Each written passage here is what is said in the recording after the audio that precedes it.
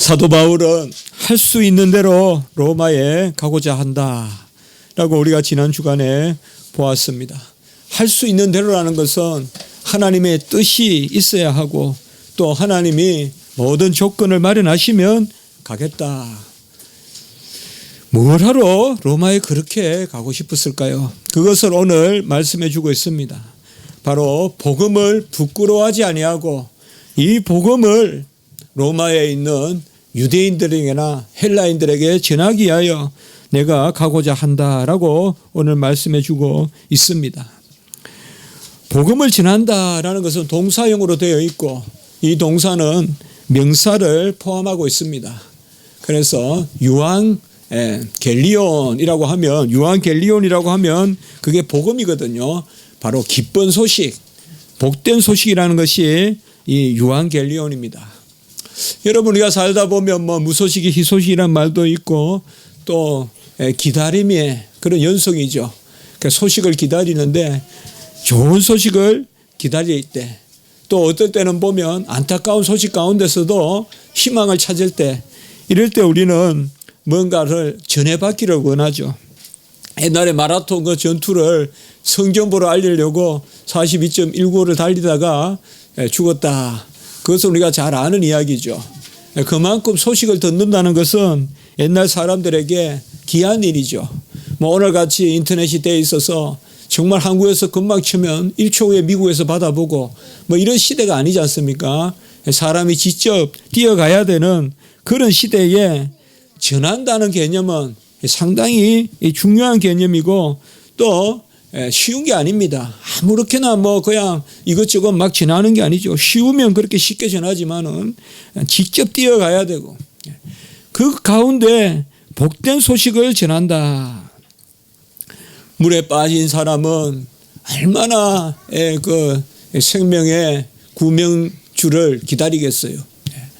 또 어두운 데 갇힌 사람은 지금 또 안타까운 일에서 일본에 또 지진이 나서 어제 뉴스에 보니까 힘들고 보니까 학생들이 피해 간 곳이 또 무너져 가지고 또 그곳에서 2명이 죽고 이런 것을 봤는데요. 참 안타까운 그런 소식입니다만은 참 어둠에 갇히고 얼마나 그 빛의 소식을 기다리겠습니까? 지하에 갇힌 사람은 또 빛을 정말 이런 소식이 기쁜 소식이죠. 복음이죠. 무엇보다도 죽어가는 자들에게 생명의 소식 이것을 전하러 간다라는 것이 바로 오늘 말씀인 것입니다. 이 세태는 복음을 부끄러워한다 이런 것이 오늘날 세태일 수가 있습니다. 선교를 부끄러워하고 또 주를 위해 사는 것 또 주를 위해 전하는 것을 우리가 부끄러워하는 오늘 16절에 보면 내가 복음을 부끄러워하지 아니한다.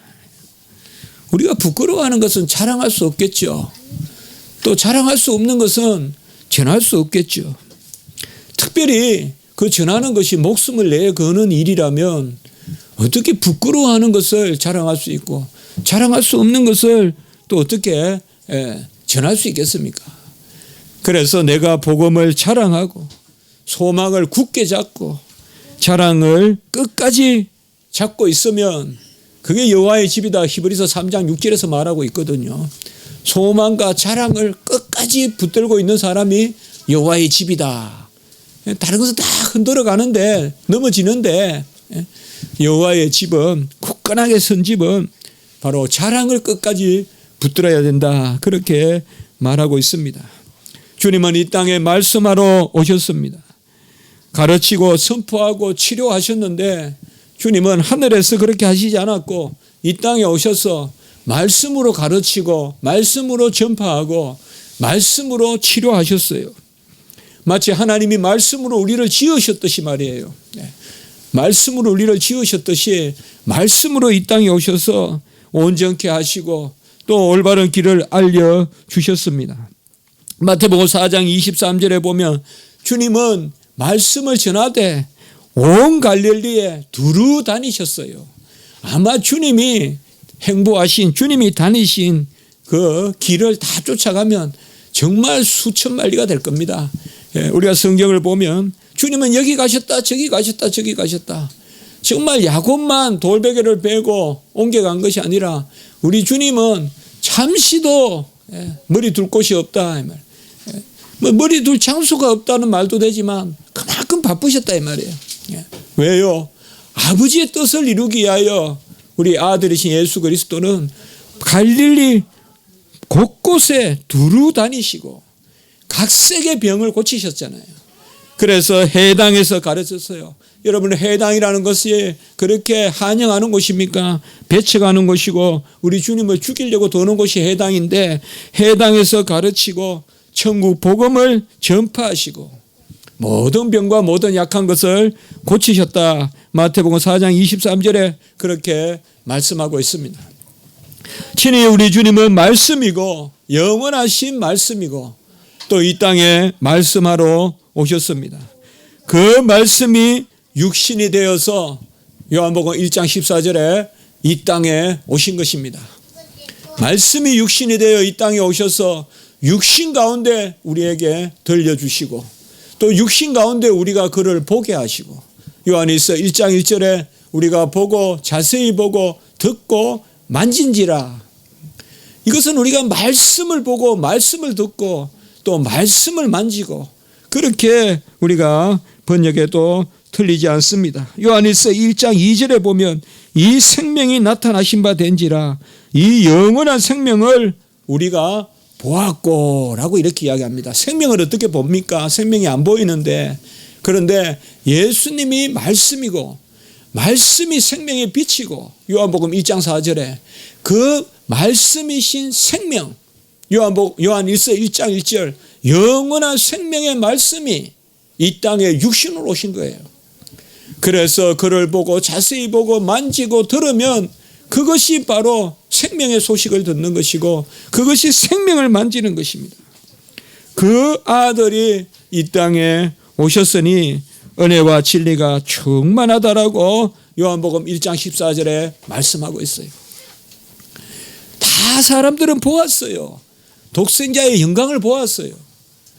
그렇게 구약시대 때 예배 드리고 바라보았던 그 성부 성자 성령의 영광을 보았어요. 예수 그리스도를. 그래서 사람들이 독생자의 영광을 보았어요. 예수님을 보면서 하나님의 영광을 보았어요. 그 영광을 보니 두 가지가 있더라 이 말이에요. 은혜와 진리가 충만하더라, 이렇게 표현하고 있어요. 우리가 먼 곳에서 주님을 본다는 거 생각하지 마세요. 주님의 얼굴이 있습니까? 주님의 형체가 있습니까? 주님은 바로 말씀으로 이 땅에 오셔서 영광 가운데 그 영광을 보매 하나님 아버지의 영광이고 성령의 영광이고 성자의 영광인데, 그 독생자의 영광을 보니 무엇이 우리 마음에 담기느냐? 은혜와 진리가 충만하더라. 진리 가운데 은혜를 우리가 알고 진리 가운데 은혜를 우리가 인정하면 그게 독생자의 영광에 참여하는 거예요. 진리를 알고 그 진리 가운데 은혜를 누리는 것이 바로 독생자의 영광, 하나님의 영광에 참여하는 거예요. 어떻게 하나님이 무엇을 우리에게 드러내 보여주시겠어요? 그게 바로 은혜와 진리가 충만하다. 독생자의 영광을 보니까 은혜와 진리가 충만하다 이 말이에요. 참 맛있는 과일이 있어요. 그 과일의 가장 껍질을 벗겨서 그 과일의 가육이 뭐냐? 은혜와 진리다 이 말이에요. 은혜와 진리다 이 말. 그 영광을 보니 은혜와 진리가 충만하더라라고 했어요. 진리니까 이제 비진리에 속한 우리를 온전하게 하는 거예요. 여러분들, 비진리는 죽음이에요. 비진리는 아주 큰 절망입니다. 비진리는 낭떠러지예요. 올바른 길로 가야지 생명의 길로 가요. 진리에 어긋나는 것은 죽음이에요. 그 예수님을 만나고 그 영광을 보니 우리 안에 올바른 길이 보이는 거예요. 분별력이 보이는 겁니다. 얼마나 이게 귀한 것입니까? 우리가 이 땅에 인생을 살 때 흩어난 곳에 좌표를 만들고 내비게이션을 흩어난 곳에 찍어놓고 그곳에 계속 차를 몰고 간다는 것 얼마나 슬픈 일입니까? 결국 그곳에 가면 죽음이 있고 그곳에 가면 마귀 사탄이 기다리고 그곳에는 심판의 불이 기다리는, 그게 아니라 예수 그리스도는 진리로 우리에게 임하여 주시오. 시온의 대로가 산 열려요. 오늘 우리가 교독했듯이 시온의 대로가 열리는 것입니다. 예수 그리스도를 만나니까 쫙 길이 열려요, 여러분들. 길이 열려요. 저는 꿈을 많이 꾸는데요. 꿈에 의미를 부여하는 거 아니에요. 그러나 제가 꿈속에서 최고 힘들어하는 것은 항상 보면 길을 몰라서 힘들어하는 거예요. 제가 어릴 때부터 기치라서 그런지는 몰라도 계속 보면 길을 잃어버리고 멋지게 그래요. 그래서 길을 딱 알려준다 그러면 그렇게 기쁜 거예요. 이렇게 가라. 근데 저는 계속 다른 곳으로 뛰어가요. 그런 꿈을 좀 많이 꿔요, 저는. 몰라요. 어릴 때부터 너무 길을 자주 잃어버리고 그랬는지 몰라도 길을 알려준다는 것은 정말 감사한 거예요. 어딘가 어찌 갈지 몰라가지고. 제가 며칠 전에도 이제 면허증 재교부 한다고 가는데 노인 한 분이 길을 몰라서 막 이렇게 헤매는 것 같아서 제가 어디 가십니까? 이렇게 여쭤보니까 연세가 저보다 많은 제가 요새 보면 좀 헷갈리거든요. 노인이라고 다가가면 지나고 나면 나하고 비슷한데 이럴 때가 많은데 근데 아주 가르쳐 주니까 너무 기뻐하는 거예요. 길을 가르쳐 드리니까. 그렇잖아요. 지하철을 잘못하면 저기가 있잖아요. 또 그런 사람 하나 봤어요. 우리 집 앞에 그 541번이 가는데 그 군포 가는 쪽에 그걸 탔다는 거예요. 그러니까 아주 저 우면 터널을 지나가지고 서초까지 가야 돼요. 다시 가서 갈아타야 돼요. 길을 잃는다는 것은 우리가 살아갈 때 자주 있는 일이에요. 또 우리 토요일 날도 길을 놓쳐가지고 우리 장모님 산소 가는데 또 멀리 저 중남구까지 올라갔어요. 반포에서. 거기에서 다시 돌아서 산소로 갔어요. 정말 진리를 우리에게 알려주신다면 사실 세상에도 진리를 찾아서 주유천하하고 모든 세상을 돌아다니고 스승을 찾고 그렇게 하는데 우리는 예수 그리스도가 바로 진리입니다. 그런데 그 진리는 죽은 진리가 아니에요. 날카로운 화살과 같은 진리가 아니에요. 양철과 같은 진리가 아니라 은혜의 진리다 이 말이에요. 주님은 길을 가르쳐 주시는데 그게 생명이다 이 말이에요. 길이요 진리요 생명이다 이 말이에요. 주님이 가르쳐 주시는 길에는 무화과 나무의 열매가 가득해요. 바로 우리가 새하늘과 새 땅에 그 생수의 가실의 열매가 끊임이 없듯이 주님이 가르쳐 주시는 길에 서면 끊임없는 은혜의 역사가 일어나는 것이요. 그래서 예수님은 이 땅에 오셔서 말씀이 이 땅에 오셨는데 그 예수님을 만나니까 확 그 하나님의 영광이 보이고 그 영광 가운데 우리에게 길을 알려주시고 은혜를 주시더라 이 말이에요. 우리가 이 땅에 살면서 두 가지만 있으면 되지 않아요 여러분들? 어디로 가야 될 것인지 그리고 은혜 가운데 그 길을 인도해 주시는 것, 이 두 가지만 있으면 되잖아요. 이게 바로 복음이라고요. 우매한 백성들, 우상에 빠져서 사는 백성들, 세상에 온갖 헛된 것 잡된 것을 섬기는 사람들, 나무에 절하고 돌에 절하고, 요새도 그런 사람들이 있더라고요. 젊은 사람이 말끔히 등산복을 차려입고는 돌 앞에 와서 절하고 돌에만 절하는 게 아니에요. 그래서 저 사람 참 꼭 보니까 교회 다닐 법한 사람인데 돌에 와서 막 이렇게 막 절을 해요. 근데 내려오는데 또 나무 앞에서 그러는 거예요. 돌은 또 소망탑이라고 만들어 놨으니까 뭐 버릇대로 저렇게 한다 했는데 무슨 나무 앞에 가서 또 막 그렇게 하는 거예요. 그래서 속으로 참 간절함이 있는 것 같다. 첫째 마음은 누가 자녀가 시험 쳤냐 아니면 누가 무슨 일이냐 그런 마음이 들었지만 그 다음에는 곧 불쌍한 마음이 들더라고요. 복음을 전해야 되겠다 그런 마음이 있는데 제가 전하지는 못했어요. 전해야 되는데 길을 알려주시고 그 길을 안내해 주시고 그 길을 끝까지 이끌어 주시는 주님은 길이요 진리요 생명이다 이 말. 진리를 알려주시고 그 길의 동무가 되어주시고 길이 되어주시고 마지막 열매인 영생의 열매까지 주신다 이 말이에요. 그래서 내가 길이요 진리요 생명이다 이 말이에요. 이게 예수 그리스도의 독생자의 영광입니다. 뭐 하나님을 보니 뭐 내가 날아다니고 뭐 하나님을 보니 뭐 우리 곳간에 황금이 넘치고 그게 뭐가 필요했습니까? 그게 뭐가 필요했어요? 하나님의 영광을 보니 길을 알고 진리를 알고 생명이 내 안에 역사하는 그것이 바로 복음이요. 예수님이 이 땅에 오신 것은 그것을 우리에게 생생히 보여주시려고 들려주시려고. 요한일서 1장 3절에 보면 보고 들은 것을, 요한일서 1장 3절, 우리가 보고 들은 바를 너희에게도 전하면 너희도 우리와 사귐이 있게 하려 함이라. 보고 들었단 말이에요.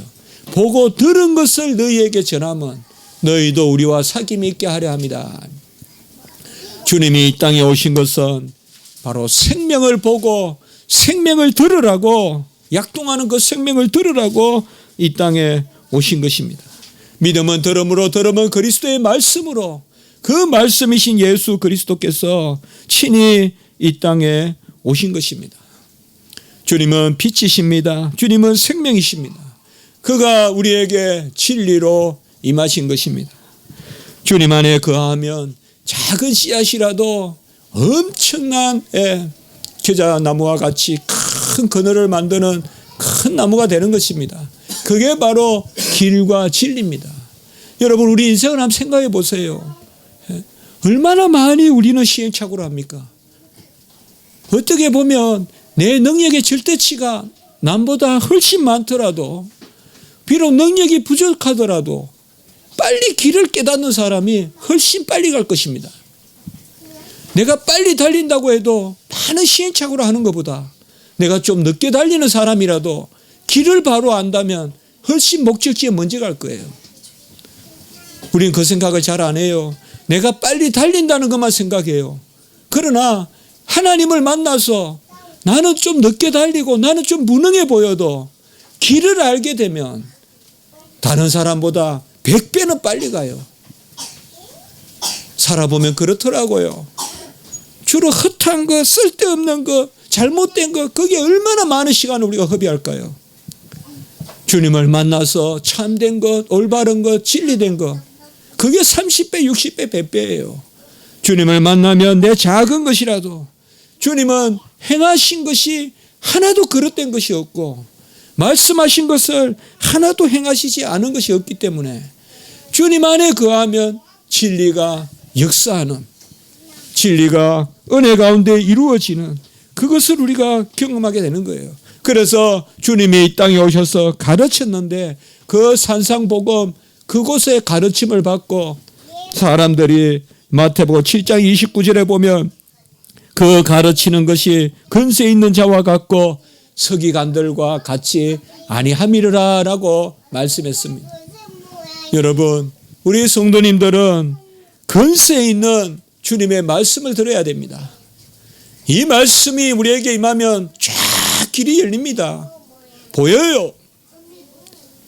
위로부터 쫙 우리의 길을 열어주세요. 막 시행착오 하지 않아요. 여기 부딪히고 저기 부딪히고 그렇게 하지 않아요. 주님께서 우리의 길을 인도해 주세요. 주님이 가르치는 것을 들으니 서기관들과 다르더라 이 말이에요. 서기관들이 가르치는 건 뭐예요? 이래 해봐 저래 해봐, 이래도 되고 저래도 되고 항상 결론만 가지고 이야기해요. 그러나 하나님이 우리에게 가르쳐 주시는 것, 주님이 우리에게 가르쳐 주시는 것은 지금 과정을 가르쳐 주세요. 지금 시작을 가르쳐 주세요. 세상은 결론만 가지고 이야기해요. 그러나 주님은 처음이자 끝이 되시기 때문에 그것이 바로 근세 있는 가르침이십니다. 주님은 죽기까지 근세를 보이셨어요. 다 이루었다 하시고 죽으셨어요. 이 말은 말씀만 하시는 게 아니라는 거예요. 다 이루었다 하시고 우리의 죽음을 가져가시는 죽음을 죽으신 거예요. 주님은 하신 대로 말씀하신 대로 다 이루셨습니다. 우리가 주님의 이 능력에 동참해야 돼요. 그런데 복음은 이 능력이 있어요. 오늘 16절에 보시면 복음은 믿는 자에게 구원을 주시는, 같이 합시다. 하나님의 능력이 됨이라. 복음은 죽은 그러한 언어가 아니에요. 복음은 생명의 언어고 능력의 언어고 빛이에요. 그 복음의 말씀을 받으면 그 말씀을 받는 우리에게 힘이 쏟아요. 그 힘이 쏟고 이 복음을 받으면 주님이 우리 안에 살아 계셔서 친히 강구해 주세요. 요한일서 2장 1절에 보면 아버지 앞에서 우리에게 대언자가 있으니 바로 예수 그리스도께서 우리를 위하여 대언해 주시는 것입니다. 그러므로 복음에는 능력이 나타납니다. 믿음의 복음에는 이 말씀을 믿으면 바로 능력이 나타납니다. 모든 믿는 자에게 능력이 나타난다. 말씀을 믿으면 믿음의 역사가 일어납니다. 데살로니가 교회와 같이 믿음의 역사, 믿음의 역사가 일어납니다. 그래서 그 믿음의 역사로 우리에게 능력이 나타난 것입니다. 예수 그리스도를 만나는 것입니다. 그 예수 그리스도가 영원한 생명이고 요한일서 1장 2절 또 요한일서 2장 25절에 보면 영원한 생명이라 그랬어요. 우리가 일상을 살면서 얼마나 많은 어려움을 겪습니까? 또 우리가 여전히 어두운 가운데서 얼마나 신음할 때가 많습니까? 시시각각으로 우리에게 덤벼드는 마귀 사탄의 계계는 얼마나 많습니까? 정말 힘듭니다. 어렵습니다. 그러나 복음을 접하고 기쁜 소식을 우리가 접할 때 하나님은 우리에게 빛으로서 아들을 우리에게 보내주시고 아들을 우리에게 살게 하시고 아들이 우리 속에서 구하게 하심으로 이 복된 소식을 받으면 아들을 영접하고 그 아들이 우리에게 삶으로 이제는 내가 사는 것이 아니요 예수 그리스도께서 사시는 것이다 이 말이에요. 그러므로 누가 이것을 자랑하지 않을 수가 있겠어요? 우리는 어떻게 보면 가장 귀한 것은 부끄러워하는 경향이 있어요. 살다 보면 그럴 때가 있어요. 가장 귀한 것은 나에게 밥을 지어주시는 어머니인데 내 친구가 아닌데 나는 친구를 자랑하고 어머니를 부끄러워할 때가 있다고요. 가장 귀한 것을 오히려 부끄러워할 때가 있어요. 그런 것이 이제 나중에 많이 해오가 되죠. 그때 그렇게 하지 않을 걸. 전에도 제가 한번 설교 때 말씀드린 것 같은데 어릴 때 어머니가 옷을 짜서 입혀주시면 그 막 털을 풀어서 다른 옷도 막 형들 거 옷 풀어가지고 또 짜주신단 말이에요. 손이 다 터가지고는 또 겨우 내내 싸가지고 주시면 그걸 나 속옷이라고 생각했는데 겉옷이라고. 겉옷을 입고 다니라는 거예요. 제가 그 사진 참 그 사진 있으면 좋겠는데 초등학교 5학년 때인가 그 사진 기억이 나요. 키는 컸어요. 저도 어릴 때 벌써. 그래요. 키는 큰데 그때 우리 큰 누나 결혼할 때 사진이 내보면 그 옷을 입고 있어요. 제가. 근데 그렇게 싫은 거예요. 그 옷이. 알록달록하고 그러니까 실도 뭐 한 실이 아니니까 이 실까지 짜다가 저 실까지 짜다가 해가지고 그러니까 그걸 또 겉옷으로 입으라는 거예요. 속옷을 입으면 괜찮은데 옷은 따뜻했어요. 하여튼 그 당시 옷이 뭐 따뜻하겠어요. 그 당시 옷은 다 추워요. 그런데 뭐 개실이라 그래요. 하여튼 보면 실도 별로 하여튼 그런 실이 있을 거예요. 모르겠어요. 근데 지금 생각해 보면 그것보다 더 좋은 옷이 어디 있냐. 어머니가 짜주는.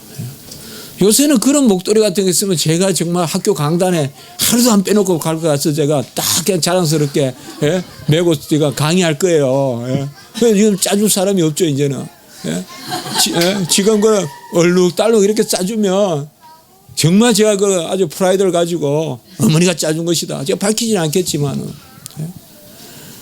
이 복음이 생명의 복음인데 우리는 귀한 것을 자랑하지 않는다 이 말이야. 귀한 것을 자랑하지 않아요. 친구들하고 놀면서 야, 이 친구 좋아, 저 친구 좋아. 그런데 배고프면 그 친구가 밥을 줍니까? 예? 그 친구가 나를 위해서 등록금 내줍니까? 혹은 그 친구가 나를 위해서 잠자리를 제공합니까? 그걸 넘어서서 정말 그 친구가 나를 위해 죽을 수 있습니까? 우리 부모가 그런 사람이잖아요.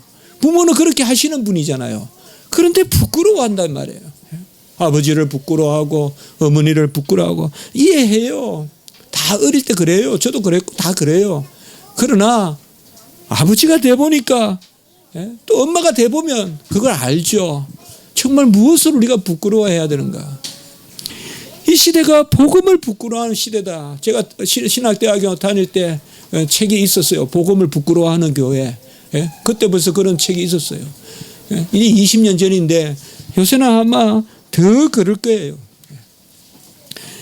우리는 복음이 나의 생명의 길이에요.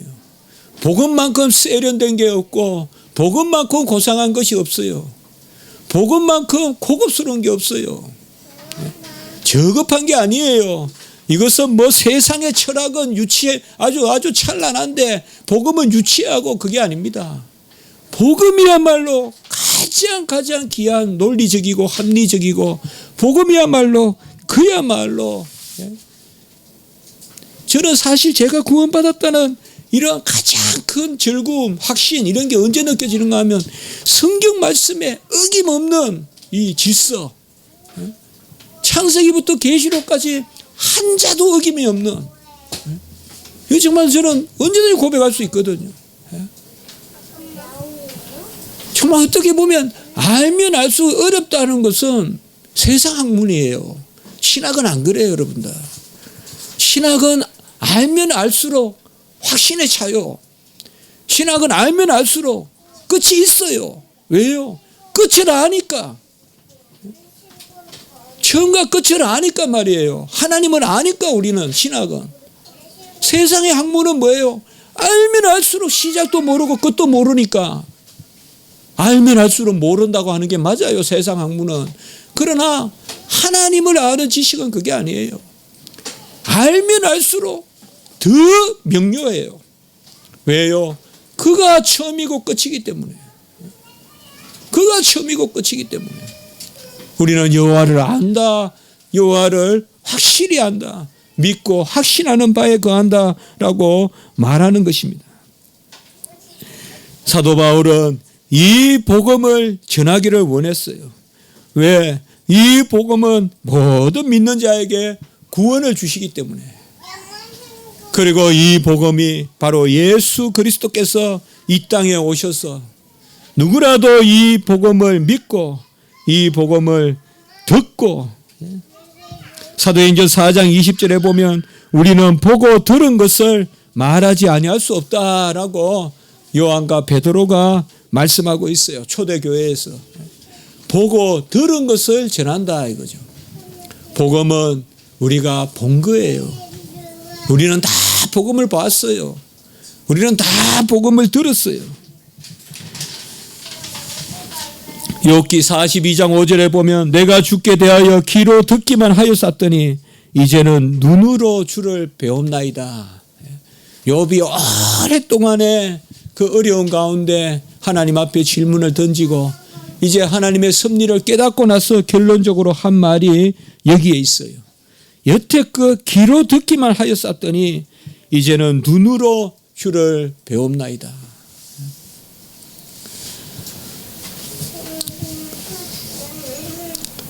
우리는 기도할 때 들은 말씀을 보게 돼요. 보고 들은 바를 전하는 거예요.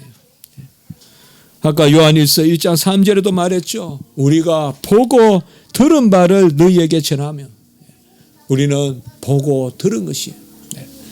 복음은 단지 듣는 게 아니에요. 복음은 목도하는 거예요. 복음은 보는 거예요. 거기 너 있었느냐 그때에 복음은 십자가 아래로 우리를 이끌어가는 거예요. 십자가가 밝히 보이거늘 갈라디아 3장 1절 복음은 우리가 보게 하는 거예요. 그 보여주시려고 예수 그리스도께서 이 땅에 오신 것입니다. 저는 우리 십자가지기 교회를 위하여 기도할 때마다 이런 보여주심을 하나님이 깨닫게 하세요. 내가 십자가지기 교회를 사랑하노라. 내가 너희를 은혜 가운데 인치노라. 내가 너희를 붙드노라. 너는 두려워하지 말고 강하고 담대하라.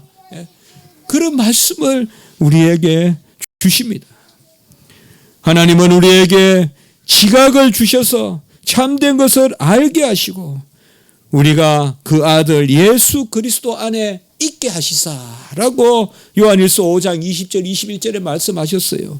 우리에게 지각을 주셨다고 했어요. 우리 성도님들은 다 이러한 영적 지각을 주셨어요. 고밀도의 고강도의 영적인 안테나를 주신 거예요. 그래서 하나님의 은밀한 음성을 듣게 하세요. 모세가 여호와를 대면해 보았다면 우리는 훨씬 더 여호와를 마주보고 사는 것입니다. 훨씬 더 여호와를 마주보고 사는 것입니다. 그래서 우리는 기도해야 돼요. 기도하면 만나요. 기도하면 그가 우리에게 지각을 주셨기 때문에 깨닫게 하세요. 내 이성이 앞서서 절망하지 마세요. 이런 케이스에 이런 경우에 무슨 구원이 있을 수 있을까? 아니에요. 복음은 그럴 때 우리에게 다가오는 거예요.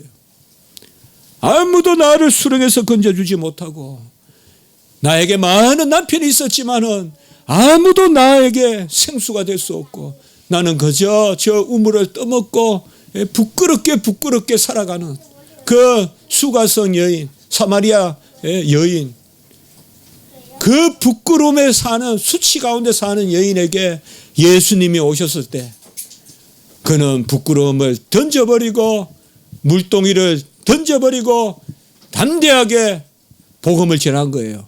복음을 부끄러워하지 않고 전한 거예요. 우리는 세상에서 부끄러움이 많아요. 그러나 예수님을 만날 때 생명의 구원을 얻게 돼요. 부끄러운 것은 들어가는 것이 아니에요. 나오는 것이 부끄러운 거예요. 우리가 뭔가 딱딱한 음식을 먹고 거친 음료를 마신다고 해서 그게 부끄러운 거 아니에요. 우리의 대문이 작고 우리의 삶의 터전이 누추하다고 해서 그게 부끄러운 게 아니에요. 우리 부모님의 가진 게 적다고 해서 그것 역시 부끄러운 거 아니에요. 부끄러운 것은 나가는 게 부끄러운 거예요. 내 속으로부터 나가는 게 부끄러운 거예요. 우리는 복음을 가졌어요. 이 복음을 부끄러워하지 말아야 합니다. 복음은 생명을 주시는 복된 소식이고 믿는 자에게 구원을 주시기 때문에 값없이 구원을 주시고 믿기만 하면 구원을 받는 것이죠. 에베소 2장 8절에 은혜에 의하여 믿음으로 말미암아 구원을 받았으니 에베소 3장 17절에 믿음으로 말미암아 그리스도께서 너희 마음에 계시고 바로 복음은 믿음으로 우리가 살고 믿음으로 거저 주시는 그 가운데 우리에게 능력을 드러내십니다. 두나미스, 다이너마이트, 바로 하나님의 능력이 복음에 있습니다. 믿음은 들음으로, 들음은 그리스도의 말씀으로. 그리스도의 말씀을 듣는 것은 그를 보고 그를 만지고 그를 친히 내 안에 영접하여서 이제는 예수 그리스도께서 내 안에 사시는 것입니다. 일체 부정적인 것을 내려놓으세요. 주 예수 그리스도의 이름으로 이기세요. 용서하세요. 참으세요. 주 예수 그리스도의 이름으로 참으세요. 확신하세요. 지금은 똑같아 보여도 봄이 되면 생명이 있는 나무, 올바른 나무에는 꽃을 피워요. 그게 인내예요. 인내하는 자는 그 확신을 갖는 거예요. 여러분, 하나님 우리에게 함께 하십니다. 결코 악이 끝내 이기게 하지 않습니다. 세상에서 어렵고 힘들더라도 참으십시오. 참으십시오. 허물을 덮어주려고 노력하십시오. 참고 또 참아야 됩니다. 확신해야 됩니다. 출애굽한 이스라엘 백성에게 능력을 보인 그 능력이 우리에게 있습니다. 모세에게 능력을 보이셨습니다.